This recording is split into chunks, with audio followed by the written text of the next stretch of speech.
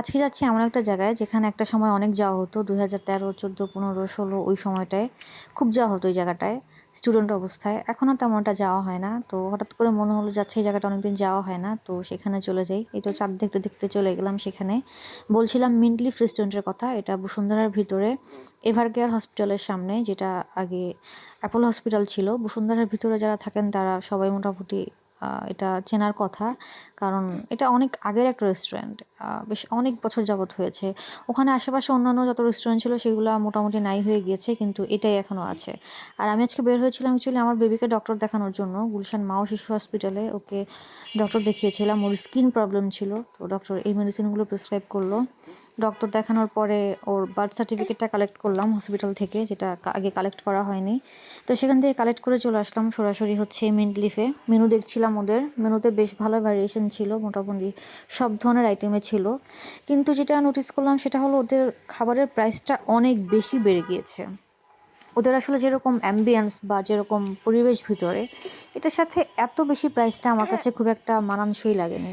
কিন্তু এমনিতে খাবারের অনেক ধরনের ভ্যারিয়েশন আছে, মোটামুটি চাইনিজ, কন্টিনেন্টাল, বাংলা খাবার, বুফে, সব ধরনের ব্যবস্থা ছিল। তো এখনকার তো আবার রেস্টুরেন্টগুলোতে সব ধরনের ব্যবস্থা থাকে না, তো সেদিক থেকে এটা মোটামুটি ভালো। অনেক ধরনের স্যুপ আইটেম ছিল, সি ফুড আইটেম ছিল, রাইস সেট, মানে সব ধরনের আইটেমে এখানে অ্যাভেলেবেল ছিল। যদিও ওই যে বললাম প্রাইসটা একটু বেশি, কিন্তু মোটামুটি সবই এখানে আপনি আসলে পেয়ে যাবেন। যারা হচ্ছে খাবারে একটু ভ্যারিয়েশন পছন্দ করেন তাদের জন্য এটা বেশ ভালো একটা অপশন হতে পারে। তো আপনারা যদি চান এখানে এসে ঘুরে যেতে পারেন। আর ওদের খাবারও মোটামুটি ভালোই। ওদের একটা সিগনেচার আইটেম আছে, সেটা হলো ওদের দই ফুচকা। ওদের দই ফুচকাটা কিন্তু সত্যি অনেক বেশি ভালো। যারা এখানে আসবেন অবশ্যই ওদের দই ফুচকাটা ট্রাই করবেন।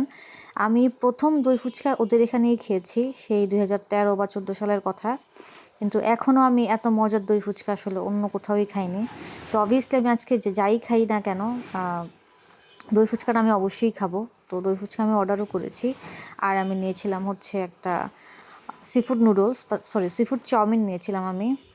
ওদের এই চাউমিনটা আমি অনেক আগে খেতাম, তখন চিকেন চাউমিন খেতাম, তখন সিফুড চাউমিনটা ছিল না। তো আজকে আমি সিফুড চাউমিনটাই নিয়েছিলাম। ওদের আশেপাশে সব কিছু দেখছিলাম খাবার অর্ডার করার পরে। খাবার আসতে যেহেতু একটু টাইম লাগবে, তো কী আর করবো, কিছু টিপস নিয়ে নিলাম বসে বসে। আর এই ওদের জুস আইটেম, কফি আইটেম এগুলো দেখছিলাম। এগুলো আমার কাছে প্রাইসটা অনেক বেশিই লেগেছে ওদের পরিবেশ অনুযায়ী। তা আমি এখান থেকে আর কিছু নেইনি, এমনিতেও যেহেতু উইন্টার ছিল। ভেবেছিলাম কফি খাবো, কিন্তু আর নেওয়া হয়নি। আর এদিকে আমার বেবি আমার কোলে ঘুমাচ্ছে, আমার হাতে হাত রেখে। সেটারও ছোট্ট একটা ক্লিপ নিয়ে নিলাম। এটা অনেক বেশি কিউট একটা সিন। তো আমি ক্লিপ নিতে নিতে এর মধ্যেই আমার দই ফুচকাটা চলে আসলো। আমি আগে দই ফুচকাটা খেয়ে নিলাম, কারণ ওদের দই ফুচকাটা অনেক বেশি মজা। আর এটা আগে না খেলে হচ্ছে একটু ক্রিস্পিনেসটা থাকবে না।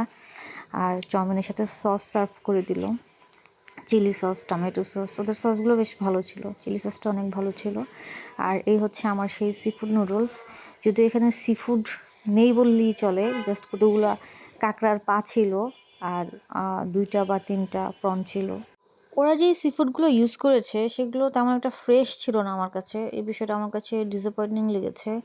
সিফুডগুলো যেহেতু দাম ছিল ভালোই, তো সেই তুলনায় আরেকটু ফ্রেশ হওয়া উচিত ছিল।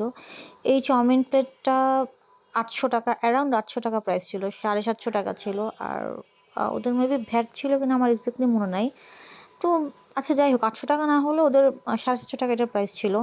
তো 750 টাকা হিসাবে নুডলসটা আমার কাছে অর্থিত লাগে নাই। এটার মধ্যে অত বেশি সি ফুডও ছিল না।